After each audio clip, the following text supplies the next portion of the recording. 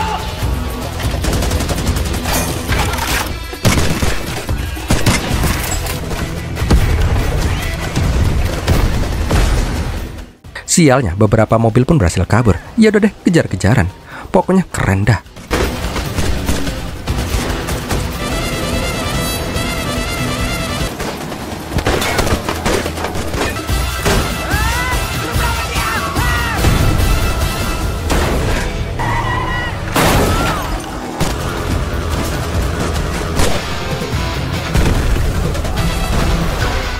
Singkat ceritanya lagi, Esa berhasil membuat truk yang berisi relay berguling-guling.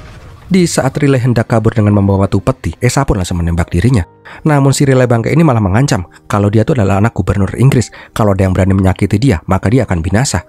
Nah, di sana Esa pun bertanya, misal nih bos ya, ada cewek yang pernah nyelamatin kamu semenjak 2 kali. Terus dia meminta satu permintaan, kamu bakal ngabulin permintaan itu atau enggak?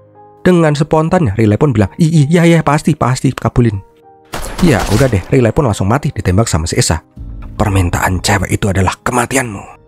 Tak lama kemudian, pasukan bandit pun sampai di sana. Tapi Esa udah hilang entah kemana. Esa juga meninggalkan pesan yang bertuliskan Ceylon. Intinya sih, Esa nggak berniat kembali itu artefak. Dan dia lebih memilih untuk kabur, meninggalkan gengnya si Kanaya. Melihat itu, Kanaya pun sangat menyesal. Andaikan dia bilang sebelumnya kalau nyawa warga desa bergantung dengan artefak itu, ya secara nggak langsung, desa tempat lahirnya si Esa akan hancur. Karena kematian si relay, tentara Inggris pun menjadi geram. Gubernur Jenderal memerintahkan Jenderal Andrew untuk menangkap dan mengeksekusi Kapten Miller alias si Esa.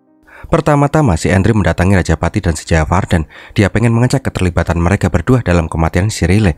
Tapi seperti yang udah kita duga, 2 manusia laknat ini pun menyangkal kalau mereka itu terlibat. Yang lebih bangkainya lagi, Raja mengkambing hitamkan warga desa sebagai kampung halamannya si Esa. Tapi si Andrew mah nggak mau tahu. Dia memutuskan kalau kerajaan akan diambil alih oleh Inggris sampai si Esa bisa ditangkap atau mati. Chapter 4, Cakar Kucing Liar di Malam Agung Shiva. Diperlihatkan bila desanya si Esa dibakar dan warganya pun disiksa. Mereka semua itu dipaksa untuk menunjukkan di mana Esa bersembunyi. Bangkainya, si Vardan malah menikmati setiap teriakan dari warga desa malang itu. Nah, warga desa yang bisa kabur tidak tinggal diam. Mereka bergabung dengan pasukan pemberontak dan bandit untuk melawan balik. Tapi apalah daya, persenjataan mereka itu masih kalah jauh dari pasukan Inggris. Sialnya lagi, di saat itu Mahmud pun malah ketembak. Nah, di desa, Kali juga tidak bisa berbuat apapun ketika melihat Aditi yang disiksa. Di sana juga Andrew pun bertanya sekali lagi, di mana si Esa? Bangkainya, manusia laknat si Asvin malah jadi londo ireng paling kejam. Dia bilang kalau nggak ada yang mau mengaku, setiap jam warga desa akan dibunuh. Alhasil pembunuhan brutal pun dilakukan oleh tentara londo ireng. Aksi itu pun berlangsung sepanjang hari sampai malam hari. Kembali lagi, kita pun diperlihatkan si Vardan yang sangat senang ketika mendengar teriakan dan bunyi tembakan dari warga desa. Di lain sisi, amunisi pasukan pemberontak pun sudah habis. Anggota mereka pun juga banyak yang tewas. Di saat terakhir, Mahmud pun menyuruh si Kanaya untuk kabur aja. Tidak ada gunanya berjuang bila ujung-ujungnya mokat juga. Melihat ini semua, Kanaya pun berniat menyerahkan dirinya. Dia berharap anggotanya bisa selamat.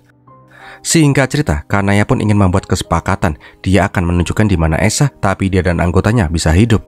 Dari informasinya si Kanaya, tentara Inggris pun akhirnya tahu kalau posisi Esa itu sekarang ada di dermaga Dosan. Sedangkan di dermaga Dosan diperlihatkan si Esa yang mencoba membuka peti artefak. Ketika melihat artefak itu, Esa pun keinget dengan omongan emaknya kalau leluhur mereka lah yang membuat patung dari permata suci itu. So, kita flashback dulu ke masa lalu yuk. Di saat itu, emak yang lagi ngedongeng dikasih kabar kalau putra sulungnya, si Senggolan, akan pulang kampung. Jelas saja emak sangat bahagia. Gak lama kemudian, emak pun langsung mandiin dan nyisirin si Esa udah kayak anak bocah. Tak lama berselang, Senggolan pun sampai di rumah. Melihat putranya yang sudah lama gak mudik, emak pun sangat bahagia. Tapi tiba-tiba emak mendengar suara genderangan dari lapangan. Nah, pas melihat si Esa, Senggolan pun merasa takjub. Karena pas dulu dia tinggal itu, Esa itu masih bocah, masih umbulenteng glewer. Esa pun bertanya apakah pekerjaan si Senggolan itu sampai-sampai dia gak pernah pulang ke rumah. Nah, di lapangan desa diperlihatkan perayaan untuk desa. Karena mereka nggak bisa masuk ke dalam kuil, ya udah deh, mereka pun joget-joget di luar aja.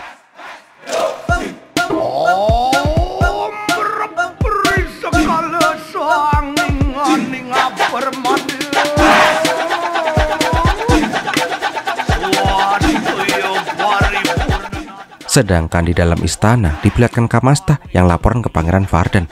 Senggolan yang sedang buron oleh tentara Inggris diketahui pulang ke desanya.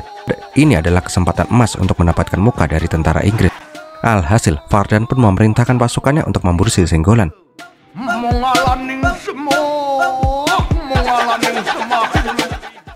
Sialnya, ketika emak hendak menghalangi para tentara kerajaan, emak malah jatuh dan kebijik batu. Di ujung ajalnya, emak pun terus-terusan memanggil nama Esa dan Senggolan. Dan akhirnya emak pun tewas tanpa bisa melihat si Senggolan.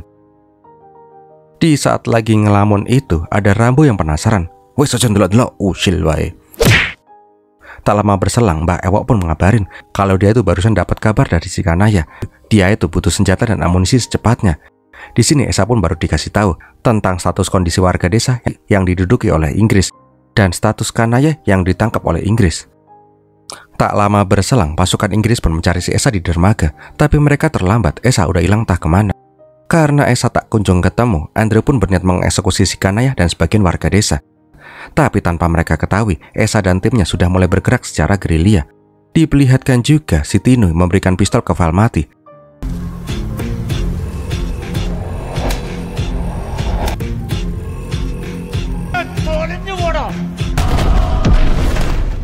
Dengan keren, Esa pun memberondong para pasukan Inggris itu. Udah lihat diri aja, perang masa ya diceritain, capek om.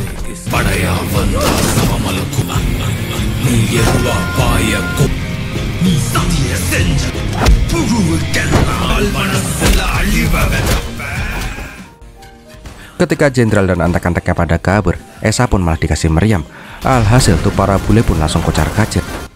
Namun saat ini, Esa tidak berniat membunuh si Andrew dan yang lainnya itu.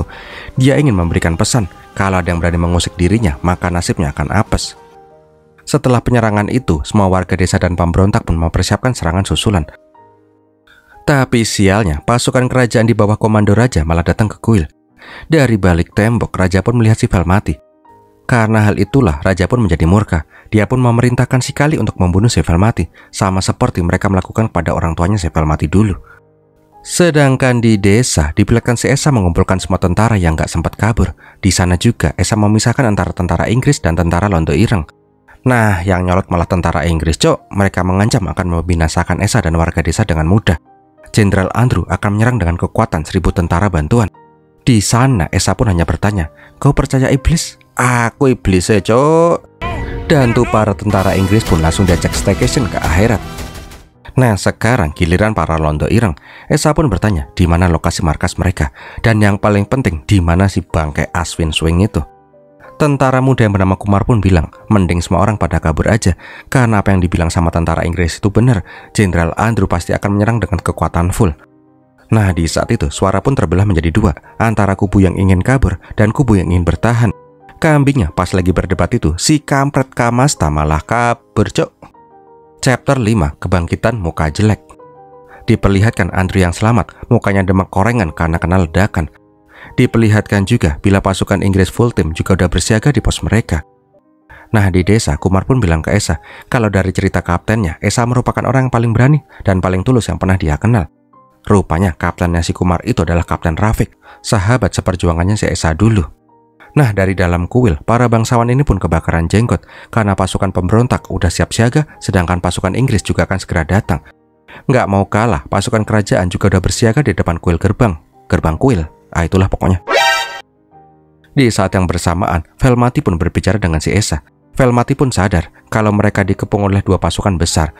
Cara satu-satunya adalah menyabotase salah satu dari mereka dan memindahkan warga kampung ke dalam kuil. Velmati yang dulu pernah tinggal di dalam kuil tahu jalan rahasia. Dengan itu mereka bisa menyusup dan memukul pasukan kerajaan dari dalam. Karena nggak punya pilihan lain, Esa pun setuju dengan ide dari si Velmati. Singkat cerita, pasukan pun dibagi menjadi dua. Satu membuat jebakan untuk tentara Inggris dan satunya lagi mencoba menyusup ke dalam kuil. Kita lihat yang nyusup ke kuil dulu aja yuk. Intinya sih, mereka pun bisa masuk ke ruangan rahasia yang dimaksud. Di saat itu, untuk mengalihkan perhatian, Esa pun datang dengan artefak suci. Sialnya, pas lagi ingin membuka pintu rahasia, Raja pun menyadari ada suara tank gembraduk di dalam sana. Karena hal itu jugalah tembak-tembakan pun menjadi pecah. Di dalam bunker juga gitu, pokoknya duar.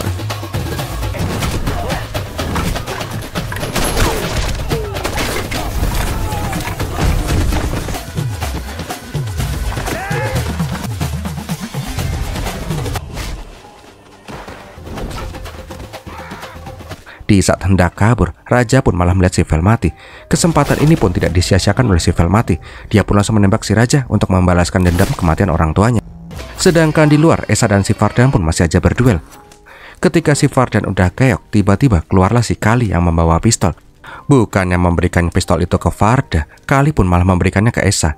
Kali itu udah muak dengan kebangkaian keluarga kerajaan.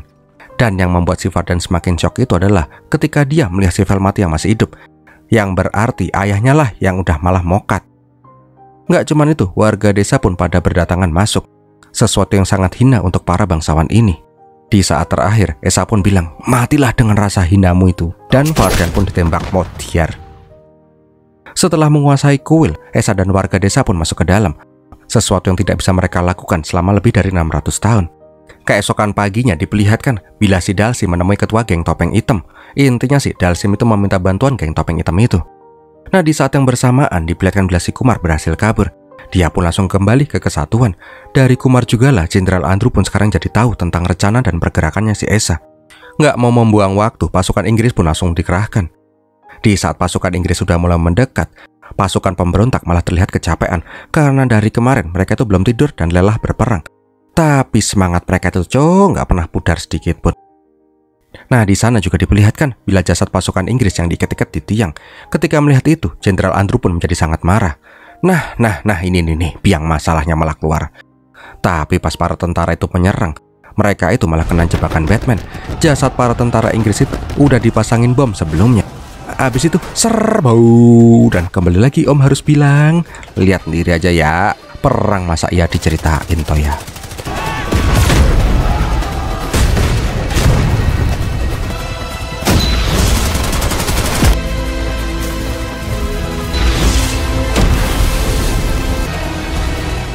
Ketika pasukan pemberontak udah mulai kalah, dari dalam truk malah ada yang menyerang.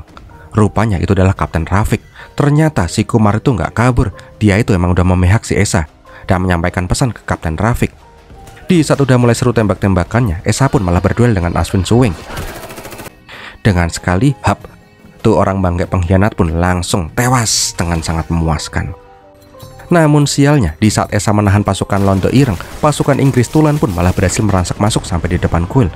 Esa yang mau ngebantu pun nggak bisa berkutik karena dia tuh mental kena granat. Di saat udah pasrah, tiba-tiba datanglah bala bantuan pasukan berkuda. Rupanya itu Senggolan. Senggolan itu belum mati, cok. Dia itu malah menjadi ketua dari geng topeng hitam. Akhirnya kakak adik ini pun tag team mengalahkan pasukan Inggris.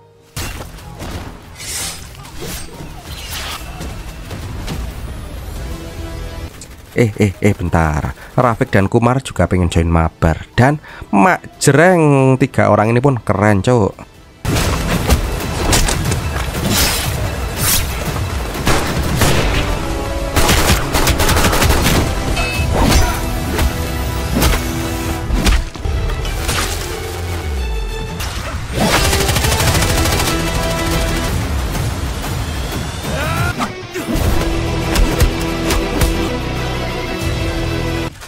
Di saat terakhir, Jenderal Andrew pun tewas dibunuh oleh si Esa sampai badannya bolong-bolong.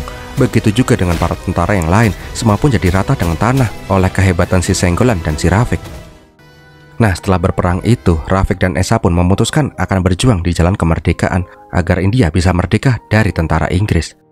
Dan di malam itu juga, mereka pun langsung meletakkan artefak suci mereka, artefak yang dibuat oleh leluhur mereka. Dan filmnya pun berakhir. Bentar, ada yang nyempil dikit. Di akhir film diperlihatkan si Kamasta yang kemarin berhasil kabur, laporan ke Putri Sankutala. Dia pun laporan kalau raja dan pangeran telah tewas dibunuh oleh Valmati dan Esa. Mendengar itu, Sankutala pun merasa sangat marah. Sankutala pun bertanya, apakah Kanaya sudah bergerak? Dan filmnya pun rampung. Kayaknya sih ya, ini bakalan ada kelanjutannya deh. Tapi udah. Wow, gimana film ini sob? Semoga menghibur ya. Kalau kalian suka silahkan like, comment, share. Jangan lupa subscribe. Kalau kalian mau support, Om bisa dengan super thanks ya.